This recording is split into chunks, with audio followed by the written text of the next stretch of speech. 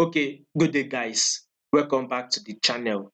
Guys, if you are yet to subscribe and you are new to this channel, guys, make sure you click on the subscribe button.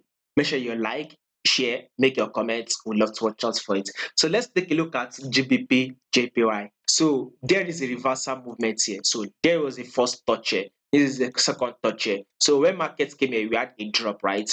Market also came here. It failed to break above this level, thereby giving us a rejection, a reversal movement. So this means GBP JPY will be dropping to the downside because with what I'm seeing something like this: first touch, markets drop. This is another touch. The market wants to start dropping, thereby giving us an M movement. You all know M movement, so there's every possibility that we are heading straight to a level of 180. That is the possibility on JPY. So there's a possibility that we are heading to a level of 180. That would be at least about five. If I'm not wrong, this is about 600 pips. Crazy pips is what we'll be watching out for. So just keep your eye on it. So now on this GBP JPY, I'll see something like this. This is the lower lows here, the lower highs.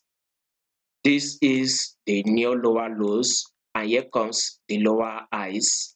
Here is the new lower lows, right? Anytime soon, we should be expecting a lower highs. After that lower highs, then we can now start expecting another drop. So GBP JPY, let's expect more sell.